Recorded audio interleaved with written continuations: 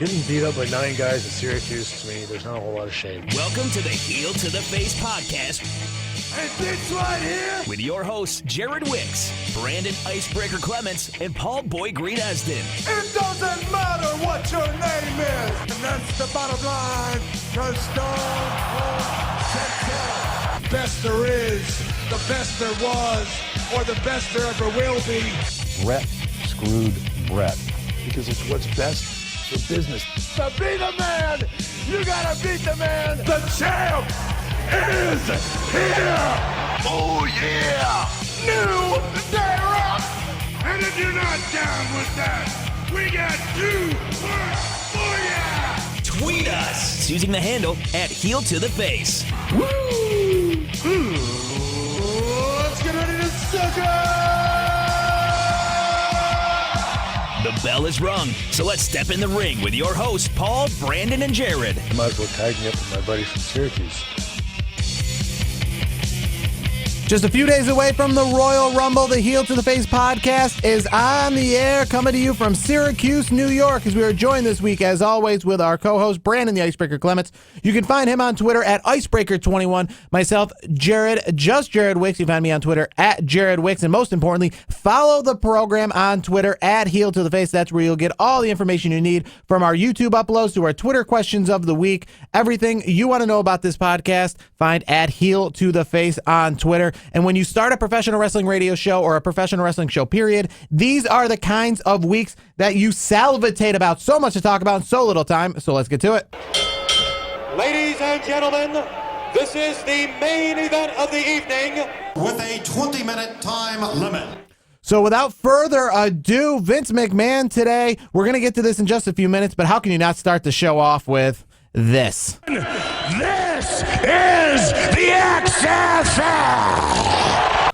The XFL is back. We'll get to that in just a few minutes, but I want to talk about probably the more realistic and more important story that happened in the world of professional wrestling this week. Vince McMahon obviously associated with professional wrestling, but let's get to Enzo Amore. He was released from WWE. He was suspended on Monday, right before Raw 25. They had him into the storylines. He was supposed to be on the show. They suspended him, and then they ended up releasing him on Tuesday morning. A girl by the name of, I think it's Philomena Shahan said that she was sexually assaulted in a Phoenix, Arizona hotel room back in October. She reported it to police and went to the hospital a few days later. Part of the reason that many are saying that Enzo was released was the fact that he knew about this investigation and kind of hid it from WWE. But either way, the Cruiserweight champion of WWE, and more importantly, the face they put on 205 Live to pretty much lead that brand into prominence, is gone. He will release the Cruiserweight Championship, or at least already has released the Cruiserweight Championship. We will know more about the Cruiserweight title picture next week on 205 Live. We'll have a new general manager as well. And to be honest with you, I think the general manager angle, I think that's part of trying to come up with how are we going to sell 205 Live. Yeah. It's kind of, we're losing a big star, so we're really going to have to shake things up, because Enzo Amore, he's the Stone Cold Steve Austin of 205 Live. The reason you put him there is because you needed the star power. There's a reason why at 205 Live, house shows, if you will, they have Matt Hardy versus Bray Wyatt. They don't have the star power. So, exactly. I mean, this gave 205 Live a huge hit, but more importantly, this to happen to Enzo Amore, I mean, you hear the rumors. You obviously you told me about the WWE Network show where they talked to him about, beneath the ropes, between the ropes, outside of WWE. I mean, that's straight to the source with Corey Graves. He didn't mention this, did he? No, this was not brought up at all.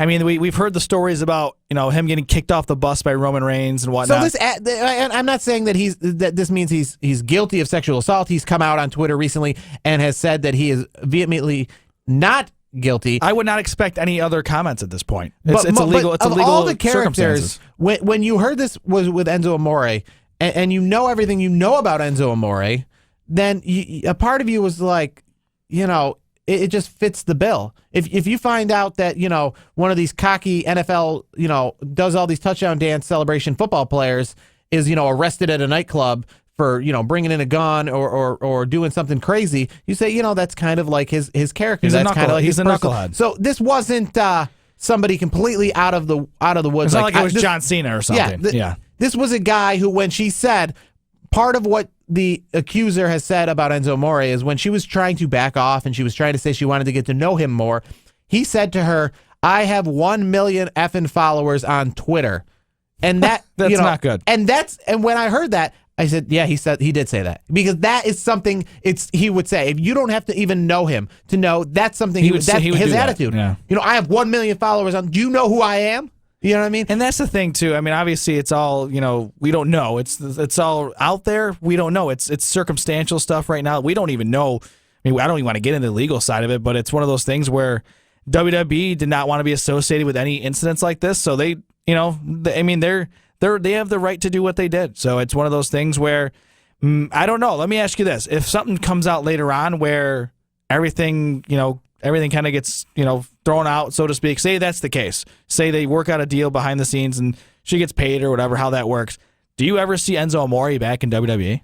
Well, the thing about WWE is I never say never about anybody. But even if this, I would never say. I would say never say never about Chris Benoit if he was still alive, but he's not alive, so we can still say never. But I say never, and if he's found guilty, I would say no. But if this kind of gets swept under the rug, I mean, you never truly know. Yeah, and that's the tough part. I mean, hopefully we'll get some answers, like all the answers soon enough. And I mean, I know that they're going to do a thorough investigation, so we won't know. And the biggest thing was, like you said, if he would have came to WWE in October, I think is when the incident happened. Yes. If he came out and said, there's something, somebody's trying to, do XYZ, they're trying to, press charges, whatever, and get in front of it, they might have just said, all right, you're suspended until the investigation's over. And they did that at first, but as soon as they found out, as soon as they, did some more research, they obviously felt like, okay, he was not being truthful for us or to us. What else is out there that you've done that you've been hiding? So at this point, they want to just move on. Probably more importantly, in the world that we're currently living in, and where this is going on in Hollywood, and this is going on in other athletics. I mean, this is WWE pretty much saying, listen, it's not just we not just have zero tolerance for this, but in the current landscape, I mean, we have no choice but to have zero tolerance towards this. Absolutely. So with Enzo Amore, obviously, this all coming to light on Monday. They thought he was going to be at the Raw 25 on Monday night, so maybe you can cut WWE a break with Enzo Amore originally being in the storyline where Heath Slater was, as well as Jimmy Fallon showing up to the show late, so he couldn't, pre-tape any segments in the back. But overall, maybe you could use those as excuses, and the reason I say excuses is because Raw 25 seriously dropped the ball. There isn't really anybody out there except for those in the world of WWE that said that was a great success. I wondered this going in with the 2-venue format, how this was going to work, and more importantly, not just a 2-venue format, but from the fact that one venue was very, very expensive. So if you were to think which one you would, it's hard to kind of say which one you're going to give more show to.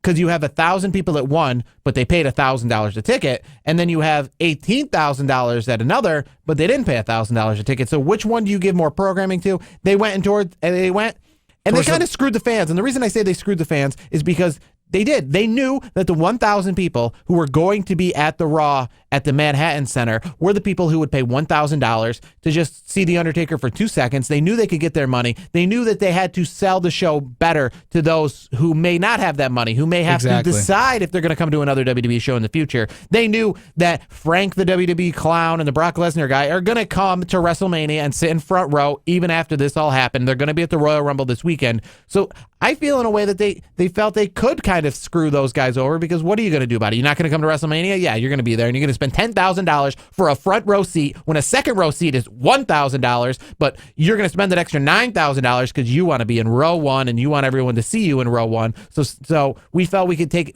that for granted. The problem I had with the two arena formats, I guess you can say, they really did drop the ball. I did see a lot of stuff on Twitter. There's actually video out there. Someone used their phone and recorded like the fans pretty much not happy. Refund and bullshit. This sucks. We want wrestling, type of thing. I don't blame them. I mean, that's the reason why I we've talked about it, on the air, off the air. That's why I wouldn't dished out the cash for that. To be honest, I mean, I would have honestly for the money. I could do a whole hell of a lot better things to do. Honestly, I thought they dropped the ball there. I thought Raw. I was so hyped up getting home on Monday night, to watch Raw 25. They dropped the ball. I went to bed that night. And I'm even like, if we watch venues, they really dropped the ball. It was an average Raw to me. It was an average and Raw. It brought people started in. so high. But here's my problem that I had. Watching the show, I wanted to see more like surprises, so to speak. It's like, I felt a lot of the people that were at Raw were in the back the whole time. Yeah, it's like coming out now. We're gonna have the managerial legends. They didn't do anything. They just brought out. They said all these women were going to be at Raw. Wave at the crowd. They just came out and waved, and it was they didn't do anything. I mean, I love the fact Trish Stratus was there. That was cool. I mean, she got a nice pop. But why not like do something where you have. You know how we have the what is it? Absolution? Is that what the name? Or, Absolution. You could have done more of the peep show kind of stuff that they do with Christian Cage. Well, they could have attacked one of the females and like so they can't wrestle. Oh, actually, there's somebody actually here tonight that we could use. Like maybe you hear Trish's music or something. She comes out and she's ready to go and she like tags up with against Absolution. You know what I mean? Something like that would have been fun. I mean, yes, the peep show would have been good. Unfortunately, we couldn't have Edge because he had a scheduling conflicts. That dropped. I thought they dropped the ball that time. But Chris didn't really talk that much. So here's what I think. Now, I'm not going to break down the entire show and say how they could have done the whole show, but I'm going to say here's a few little ideas that I came up with. And again, I'm not a professional writer, and this shows that if I can come up with this while I'm just sitting in my bed and dreaming of these ideas, then you could probably, if you're a professional writer, work around this. And I understand you had other ideas planned, but either way, I still think even if Enzo Amore was there, they were probably still going to screw over that Manhattan Center crowd. So here's just a few things that I felt that they could have done in order to better mix crowd and better have both crowds have both kinds of superstars. So you're going to start the show. Don't touch that. That's the greatest way to start the show. The Austin thing from the Barclays Center. Good job. Don't touch it. Keep that the way it is. Second segment of the night should have been the DX segment from the Manhattan Center with the Revival, with the Bullet Club, but the difference is no match. You announce that later in the night with DX at your side, the Bullet Club is going to take on the Revival later in the night. And the reason I say later in the night, because they're going to show up at Barclays Center for that match later in the night. Third segment, Third segment is you can have the women's 6-man tag. That's fine. And then after the women's 6-man tag, you have the Undertaker come to Barclays Center and cut that crappy promo he did. Because then later in the night, when he actually do something, he's going to show up at Manhattan Center. John Cena and Elias, that should have happened at Manhattan Center. And then in the middle of that match later in the night, so you both have a main event, if you will. The Manhattan Center main event would have been John Cena versus Elias. And the main event at the Barclays Center would have been DX versus the Revival. So you're going to kind of swap. You're mixing and matching, so to speak. Yes. Putting it together. It wasn't put together right. So in that main event of John Cena and Elias, later in the night, John Cena comes out. Undertaker comes out. You think, what is he going to do? Is he going to interfere? This is going to start up the big storyline with John Cena. That's too predictable. I don't want to really make a story out of something that maybe isn't going to be a story. He comes out, tombstones Elias. John Cena gets the win, so it kind of keeps in the same sense of I'm not creating a storyline that doesn't exist. It would have been intriguing, like, oh, he's going to come out and tombstone John Cena. No, he tombstones Elias. Kind of leaves you questioning, meaning that obviously I'm not a WWE writer, so if they choose not to go the John Cena Undertaker route, they don't have to. But it would have just been like a cool thing, and more importantly, the Manhattan Center crowd would have got to see a DX promo and an Undertaker move. The Barclays Center is going to see an Undertaker promo, DX match. So you could have mixed and matched in that sense. You can make more people happy that way. I mean, no matter what happened, I mean, I got to say, what was the point of the Undertaker promo? That was just, to me, it was worthless. He should have made the worthless promo at the Barclays Center where they were already had more quote unquote action at the Barclays Center. Exactly. So if he's going to make a worthless promo, he can waste it at the Barclays Center because they're not going to feel ripped off. I like what at you said Manhattan there. Center. You waited an hour. Undertaker better give you something good because you didn't have anything else to go on. You didn't have Stone Cold Stunner Vince McMahon before the Undertaker made that promo, so you were waiting. The Undertaker promo was your Stone Cold Vince McMahon promo, and it dropped the ball. Speaking of wasting time, wasting any of this stuff, they wasted a really good thing. What these promos have been with the woken Matt Hardy and Bray Wyatt. I thought they dropped the ball. I thought what the hell was the point of that match? That match was awful. What was it, 5 minutes? Well, what was the point of that? Essentially, they gave the Manhattan Center the 205 live house show because between segments they were giving them cruiserweight matches, and then they gave them that match, the Matt Hardy versus Bray Wyatt. And if you wanted to give them some off the air matches, there's a lot of guys on SmackDown.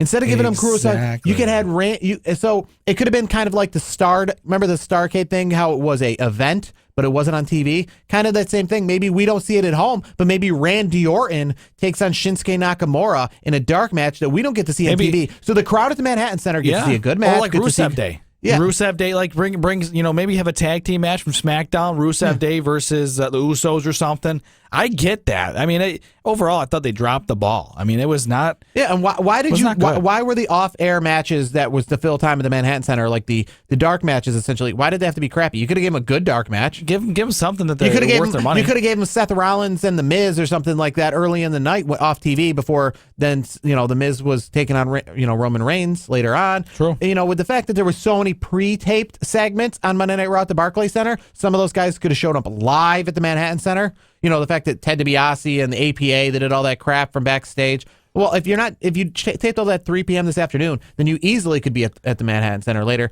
The Miz showed up at the Manhattan Center after. Same with Seth Rollins, showed up at the Manhattan Center after they went off the air for a promo with D-Generation X. Like, you could have done a little more of that stuff. Yeah, absolutely. And I mean, I will say this. I mean, there were some bright spots. There were some. I mean, the Stone Cold stuff was good. I really did enjoy the Intercontinental match. That was a really good match between Miz and Reigns. I thought that was a great moment. Both venues should have had, I guess, that kind of match. Yeah, both I agree. That would have been the thing. They not just didn't have a lot of matches at the Manhattan Center, but they didn't have any advertised matches. Yeah, they should have had a big advertised match that was going to take place there, and a big advertised match like the Miz and Roman Reigns take place at one. So when both were showing up to their venues, they both knew that, kind of like when WrestleMania 2 was at the 3 different venues. Well, the event overall, not the greatest, but they all knew one match that they were going to get.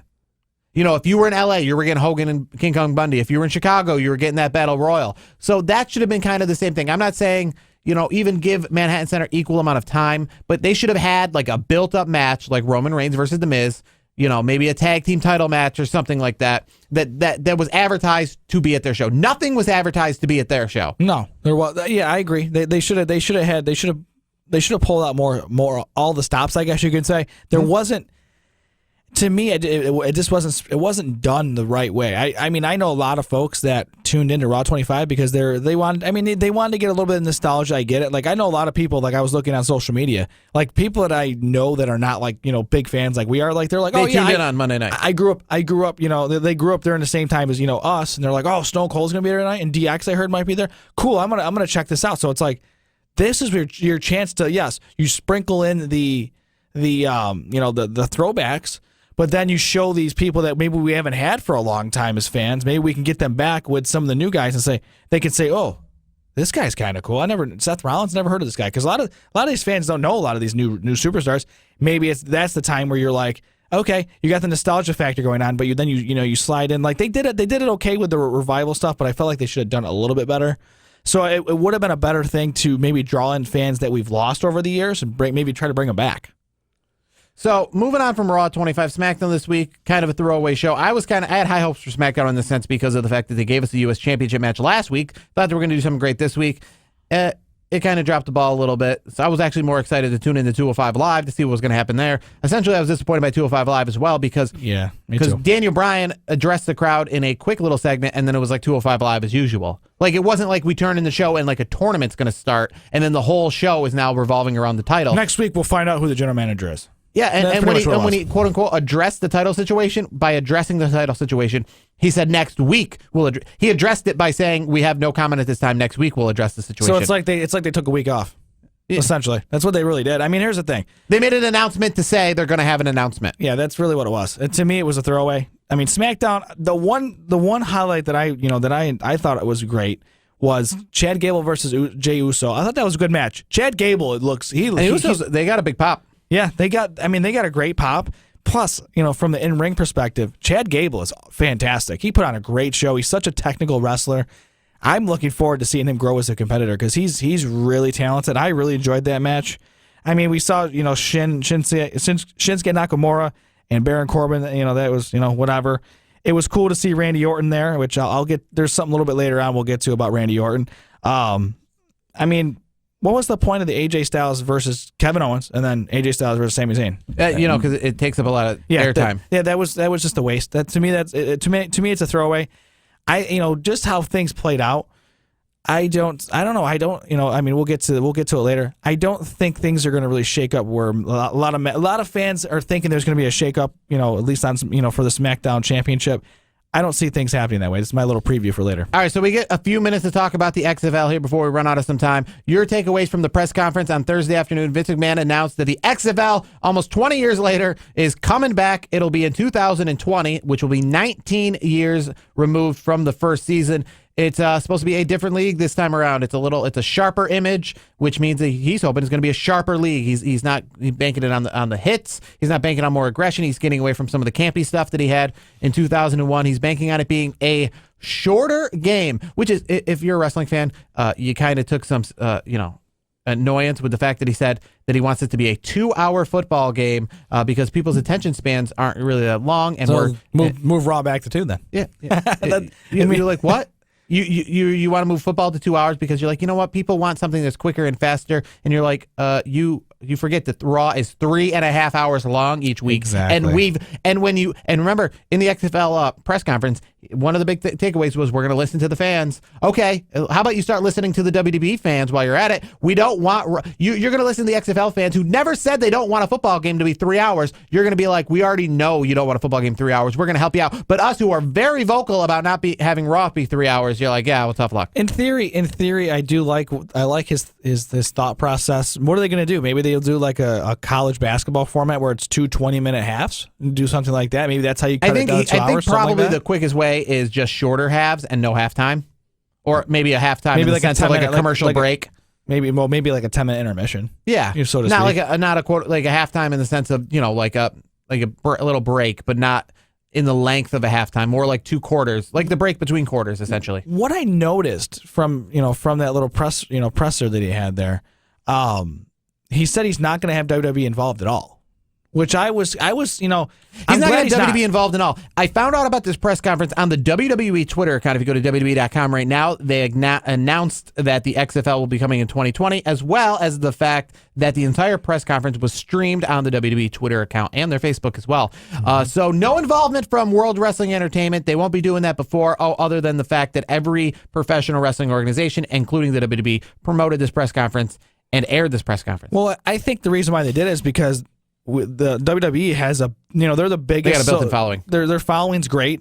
I mean, they always put up those those little graphics where we have more followers on here than NFL, the NBA. So I know the question is, are we not going to to have those XFL banners like hanging in Monday Night Raw arenas like we did in 2001? Are we not going to have XFL commercials like we did in 2001? Vince said that he literally, just listening to what he said, I don't think WWE is going to be involved in this. He said he's not going to be too involved in it in the sense of being a figurehead of it like he was before. Yeah, he's going to hire the right people and then kind of let things go where they go. And and the thing that I noticed too is it's not going to be there's going to be 8 teams is what they were saying. It's not going to be 8 owners. It's going to be owned. It's going to be owned by the league like it was before. The league before. Nothing's changing there. But what I'm curious about is, which we won't know because this is brand new. Where are we going? What cities are these going to be? Yeah, I still think we're a long way away. We're still 2 years away from kickoff. There's still a lot of questions to be asked. I will say I have a more positive outlook on it than I did going into it, just for the fact that I was never a huge XFL fan to begin with. I'm not really a fan of. I'm not one of these in the impression thinking that we need more football or we need more of anything in that sense. I've never been one person that says we need more football. I like football. It's not my favorite sport in the world. I like it in the serving that we get it in that the seasons that it is. I've never been somebody who longs for it all year round. Obviously, there are some people out there who do. So me personally, I've never really longed for it all year round. That's why I watch other sports when football is not in session. As well as the fact that there is other football out there, and while people say, well, that football doesn't really count because it's not the top level talent. Well, XFL is not going to be replacing that. There could be a possibility of Johnny Manziel, Johnny freaking football. But again, he's not replacing that because Johnny Manziel is currently on the docket to go to like the CFL this year. So that's exactly the type of caliber he is. But if you don't watch the Canadian Football League because it's secondary talent, then what is this going to be? I wouldn't say these are going to be people. He's not a secondary caliber talent. He just went. He had some off the field issues. I think he's super talented. If he makes the right moves in the CFL, I do see Johnny Manziel back in the NFL. Okay, but do you see? I understand there are a few marquee names, just like in the CFL. They brought there's a few Tim marquee Tebow. names there. There's a few marquee names. I get that. You don't think? And, Ricky Williams went to the CFL. Doug Flutie went to. So they get marquee Warren Moon. names. They get a few marquee. Well, I'm saying like after the fact that they were already in the NFL when they were names. Before Warren Moon kind of did the other way around. But I get what there. Rocket Ishmael did it. There were a few marquee names, but the problem with the CFL, the big problem that people have is you have those marquee names, but there's other 50 people on the roster, and that's what I'm still looking at here in the XFL. There's going to be 40 people on the roster. It's Johnny Manziel and 39 other people. I don't look at it that way because there's a lot of talented football players that never get a chance to play in an NFL game because there's just so many guys. There's so many limited spaces. It's good that they're spreading this out a little bit because you're going to see some other. Do you think there's anybody who is talented, that is good at football, that is worth watching, that is not currently playing professional football somewhere right now? Yeah, there's a lot of people. You think there's somebody who is not in the CFL? They're not in the NFL. They're not playing. That they're worth watching. That they're just sitting home. I do. Outside of one Johnny Manziel or let's say Robert Griffin or Tim Tebow or somebody like that. Well, why aren't they playing in the CFL then? Maybe they don't. Maybe they're playing. Maybe they're waiting for their chance. That's the thing. I say this. A lot of these guys are in college football. There's how many great college football players never make it to the NFL or they don't play CFL. It's not because they're not talented. There's just too many. There's too many great players out there. And I'll rephrase that. Not great players. I would say too many good players. In so little positions to, so many, players to fill. There's a lot of, how it is. There could be thousands of really good football players, but there might be hundreds of positions available. So I feel that with injuries and stuff, that of all the sports, football has a lot more room for getting people in and out. Meaning, like in basketball, you really have to be the best of the best. There's only 8 people on an NBA roster. No, 12. 12 people. 12 people on it. 8 people on the active roster. 12, there's 12. There's 12 active, and then there's 3 reserves. Okay. So there's usually 15 in NBA. But in football, there's 53 on the active. 53, and then on game day, I believe it's 48. Yeah, so you have a lot more people, and with injuries, you can then sign people. Much more frequently than in other sports. You get practice squad players. I get that. Yeah, but there's so much. You got to remember, there's so many Division I schools. There's a lot of guys that are playing. The lower division. I'm not saying you can't get a lot of good people. I'm not saying it's going to be absolute awful football. I'm not saying like that. But the star power, and for example, the reason why I would watch the XFL over the NFL, I don't see anybody watching the XFL over the NFL in terms of quality. Not yet. We have to wait and see what happens. There could be defectors. We don't know. We don't know what's going to happen. Maybe Vince does some work behind the scenes and says, hey. Vince McMahon knows this very well. There are a lot of great people in New Japan Wrestling. There's a lot of great people in Ring of Honor. There's a lot of great stars in independent wrestling all over the country. But at the end of the day, while we watch Ring of Honor, while we watch New Japan Wrestling, we watch it to supplement WWE. And we'll always watch WWE first and foremost. What's wrong? So, okay, I like how you said supplement. Maybe this is a supplement to the NFL. That's as best as it's ever going to be, is a supplement. That's fine. It's going to be for people who want to keep. It is never going to outdo the NFL. You know what? It's going to be, at best, it's going to be arena football or CFL football. No one's ever expecting CFL to overtake the NFL, but it serves a purpose. There are people there are legion. Obviously in Canada it's a big deal. I get it, but there are fans. But in Canada the NFL is still king. Well, yeah, absolutely. That's no doubt about that. That's like, to me, it's like there's all these different like baseball leagues too. You got the major leagues. You got the Japan League over there. You got I think it's Korean baseball. I think it is. You got Mexican leagues. You got a few leagues. You got all these different leagues, but they serve a purpose. They it serves a certain demo. I would say a certain group. I think the XFL, even if I'm not saying it's going to blow the NFL out of the water by any means, but if it supplements it, that's a win. But I'm just going to end it on this, and that's Vince McMahon is not a man who at many times likes to concede. And if he wants the XFL to succeed, he will have to concede on the fact that he is not going to be the Vince McMahon of WWE in the world of professional football. I think he gets that. So I think he does. All right, so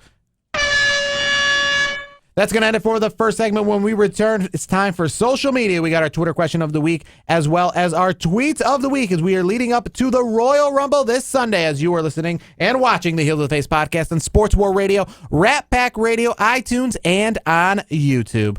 The New York Jets are rising and are ready to compete in the AFC. Boyd Green and Ty Butler will give you everything you need to know about the Jets every Wednesday at 8 p.m. Eastern. From reviewing the previous game and looking ahead to the next matchup, to all of the news and 4 downs, the Jet Zone has everything.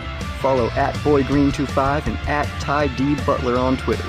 Proud member of Sports War Radio. Let the battle begin.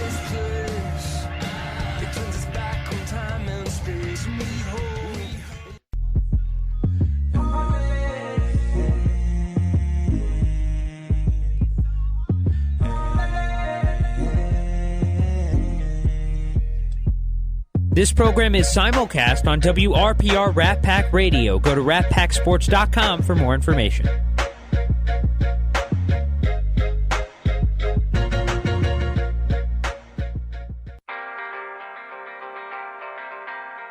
Do you want to stay up to date on the latest sports news? Come check out After the Whistle from 4 to 5 p.m. every Friday night. We talk about the NHL, we talk about the NFL, we talk about the MLB, you name it, we got it. Tune in on Sports War Radio.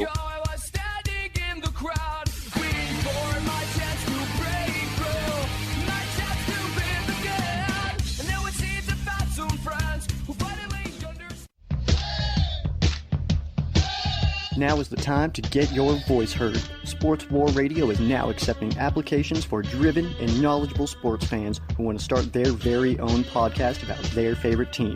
Sports War Radio has an international audience and is growing fast. Don't miss the chance to become the go-to news source for your favorite team. Email sportswarradio@gmail.com and tell us why you would be a great addition to our team. Sports War Radio. Let the battle begin. Now is the time to get your voice heard. Sports War Radio is now accepting applications for driven and knowledgeable sports fans who want to start their very own podcast about their favorite team. Sports War Radio has an international audience and is growing fast. Don't team. Email sportswarradio@gmail.com and tell us why you would be a great addition to our team. Sports War Radio. Let the battle begin. Let's get back to the action. This is the Heel to the Face podcast on Sports War Radio.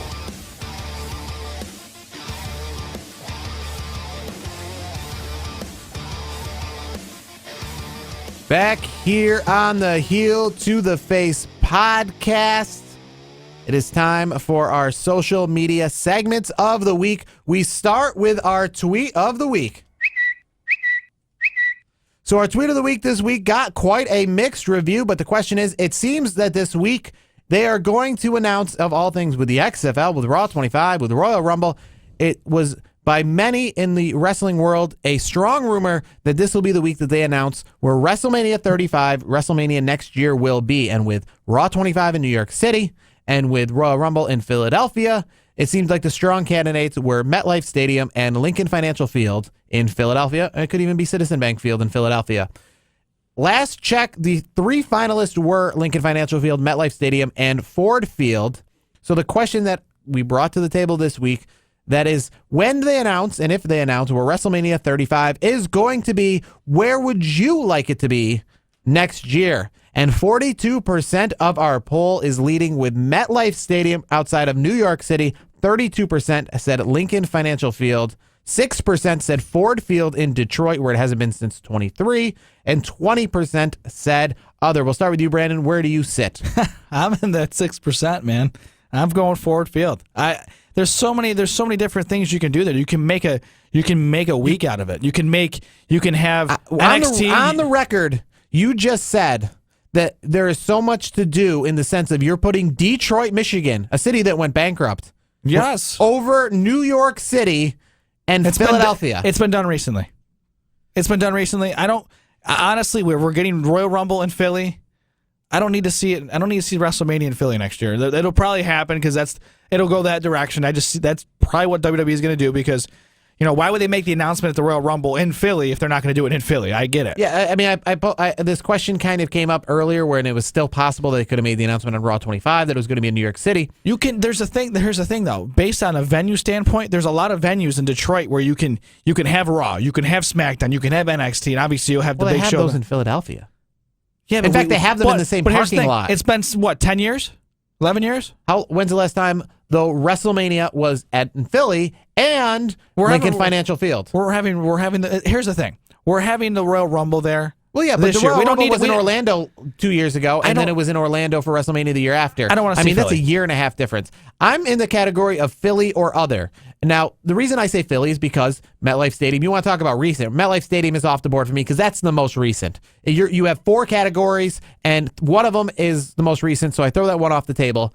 And that's MetLife Stadium, even though I understand the significance of it being WrestleMania 35, New York City, one of the more marquee years. Either way, Lincoln Financial Field, they've never been there. And in Philadelphia, they haven't been since WrestleMania 15. So those kind of aspects of it's a new venue. And that's my thing with WWE.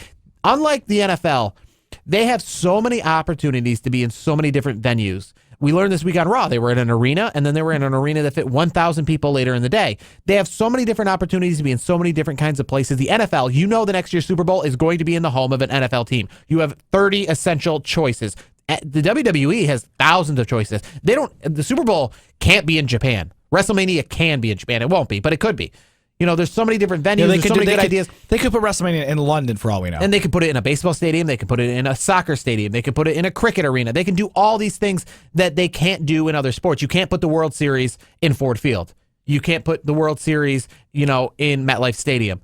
You can't put the Super Bowl in Comerica. Wait, you can't put the World Series in Ford Field? I mean, it's because it's not configured for a baseball diamond.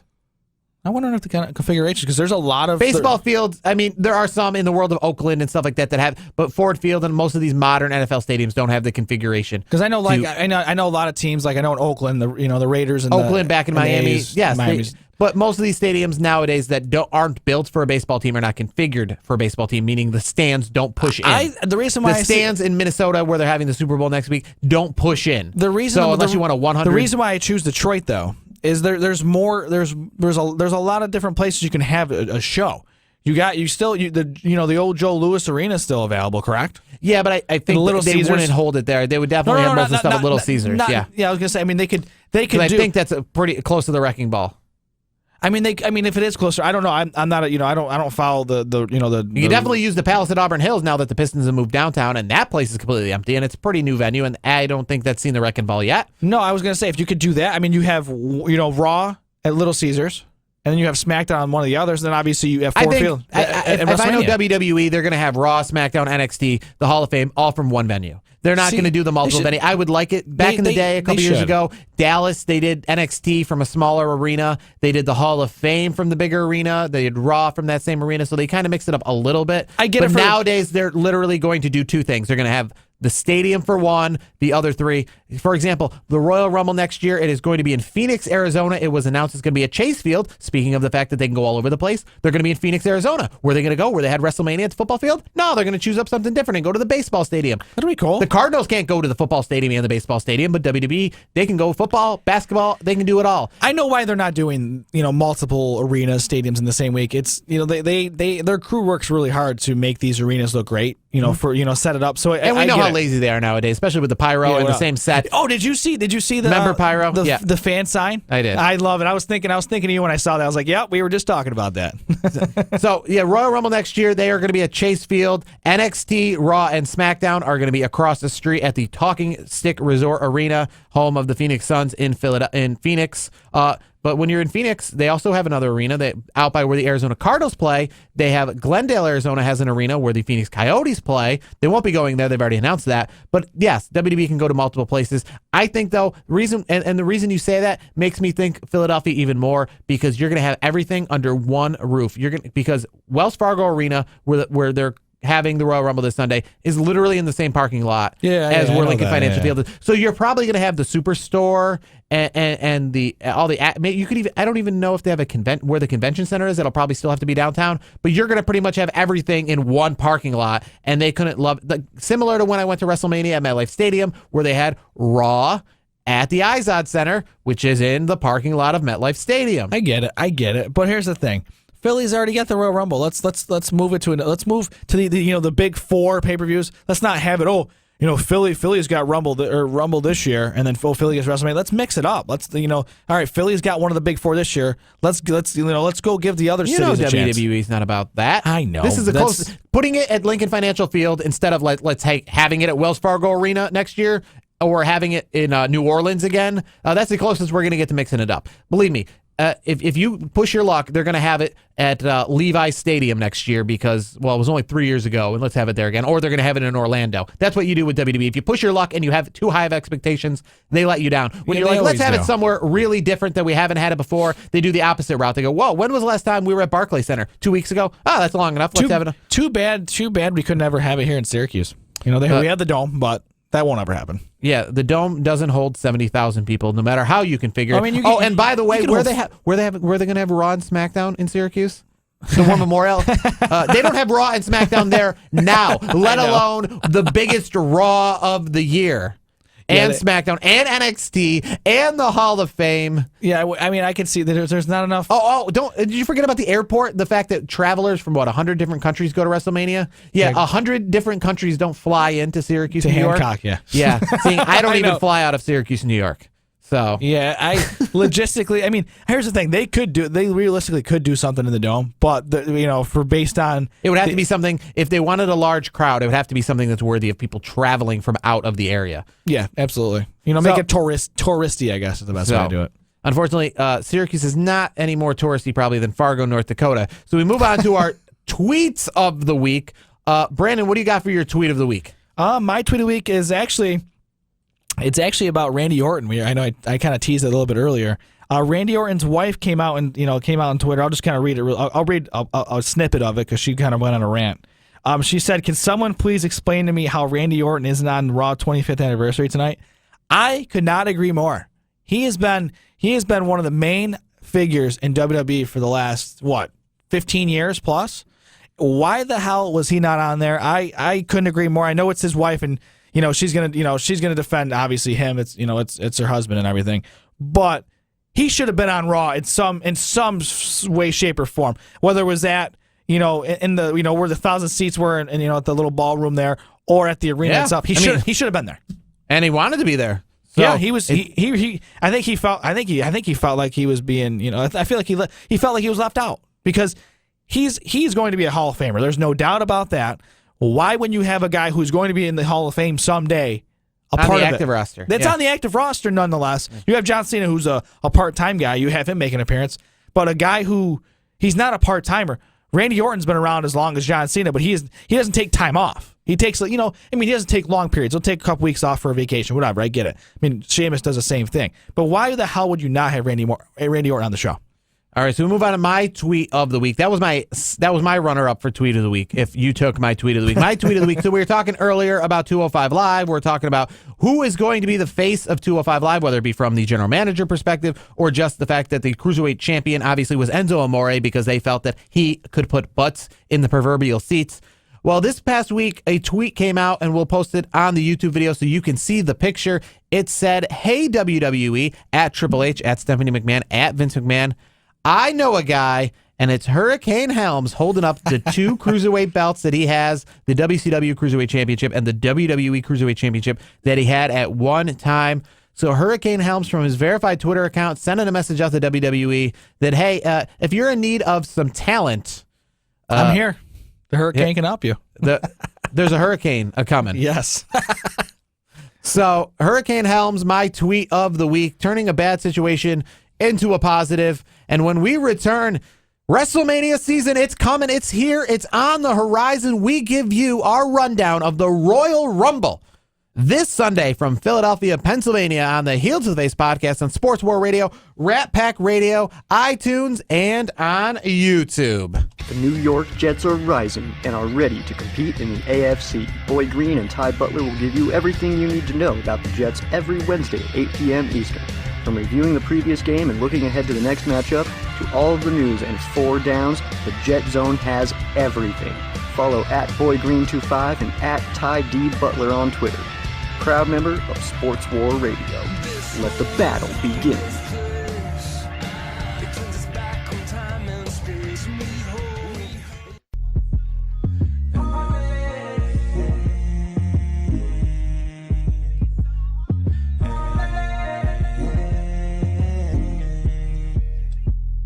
This program is simulcast on WRPR Rat Pack Radio. Go to ratpacksports.com for more information.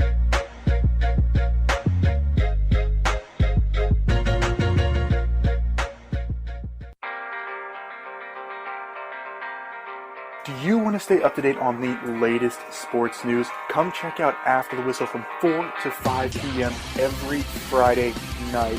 We talk about the NHL, we talk about the NFL, we talk about the MLB. You name it, we got it. Tune in on Sports War Radio.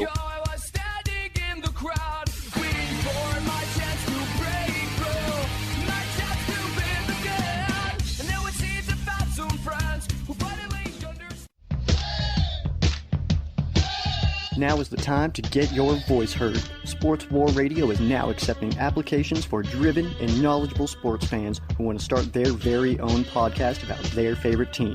Sports War Radio has an international audience and is growing fast. Don't miss the chance to become the go-to news source for your favorite team. Email sportswarradio@gmail.com and tell us why you would be a great addition to our team. Sports War Radio. Let the battle begin. Now is the time to get your voice heard. Sports War Radio is now accepting applications for driven and knowledgeable sports fans who want to start their very own podcast about their favorite team.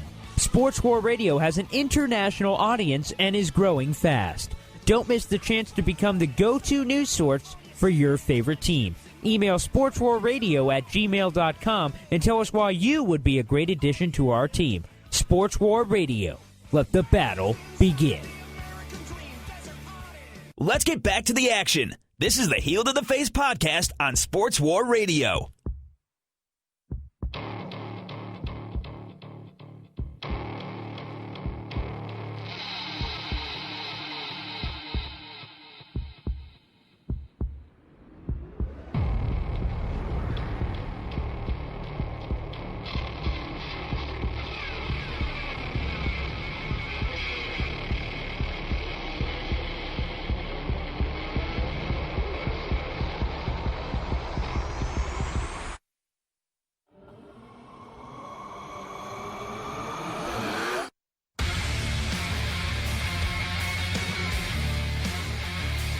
Back here on the Heel to the Face podcast. This upcoming Sunday is the Royal Rumble, one of the best pay-per-views of the year.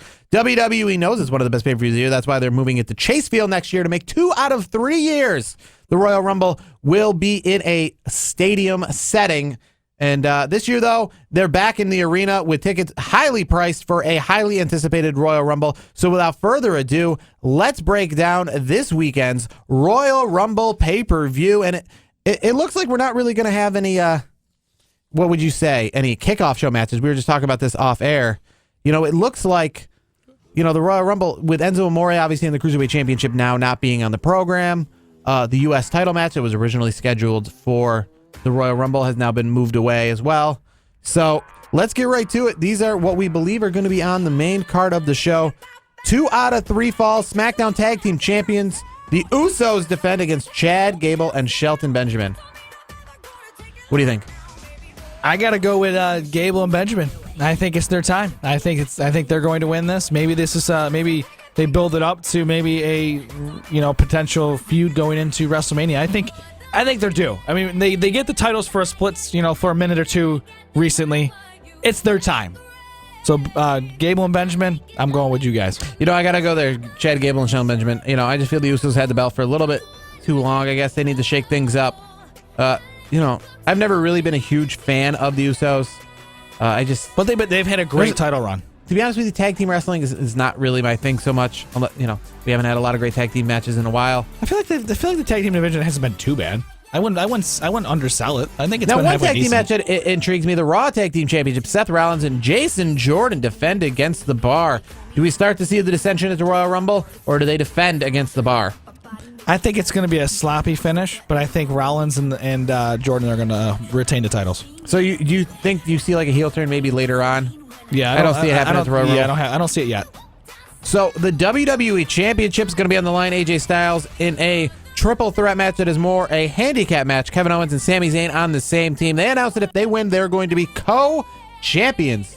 Yep champions, I guess they would call themselves, or the Yep movement. Yeah, right. But AJ Styles has said Cammy is not going to be taking the titles this weekend in Philadelphia. Who do you got? I wouldn't be wearing the AJ Styles shirt today if I wasn't going with AJ Styles. AJ Styles is going to retain the title. Universal Championship, Brock Lesnar. I feel, before we even announce who he's facing, Braun Strowman and Kane, I feel he defends, because until Brock Lesnar loses, I go with Brock Lesnar. Yeah, I think I'm with you. I love to see I never Braun bet Strowman against Brock Lesnar. That's the point. It's either going to be Braun or Brock. I don't see Kane winning this. I think Kane's kind of just a throw-in, to be honest with you. But Brock Lesnar, I think Brock Lesnar is going to retain. He's going to have the title until WrestleMania. And obviously we're taking a few months, ahead of time, but I think Brock drops it at WrestleMania. So the Women's Royal Rumble, I feel that's going to kick off the show at 7 o'clock Eastern Time. I feel we're going to start the show with the Women's Royal Rumble. Stephanie McMahon has announced that she will be one of the commentators at the desk for the Women's Royal Rumble. I don't know if that's a good thing or a bad thing. I want to see her in the Rumble. Well, we've seen commentators before. Jerry Lawler's been sitting at the desk when his music hit. Maybe she does. Maybe that's how they do it. But I would like to see her in the Rumble. And what if Stephanie McMahon won the Rumble? Would that be like a Triple H kind of thing? That would be funny. I'd love it. Then she say, "I'm the boss." But would that denigrate the whole thing? Yeah. I mean, kind of like when they had the 25th anniversary WrestleMania Divas Battle Royal, and then Santino Marella won it dressed as a woman. Like, you were celebrating women, and then you have Santino Marella win it. I mean, would that be this whole thing? If you have this Royal Rumble, and then it's like a screw job? I guess so. I mean, here's the thing. I mean, here's my winner, Asuka. I think Asuka's gonna win. We're not gonna see Ronda Rousey. She already came out, I think today or yesterday. Yes. She said she's not going to be there unless this is they really make the contract in the next couple days, which I don't see happening. So Ronda's not in it, so I have to go with Asuka. That's a safe choice. I gotta go with Asuka. Hey, you know what? I'm gonna go with Sasha Banks. Actually, I'm gonna go with Sasha Banks. I was leaning towards Lena. I'm just kidding, or Lana.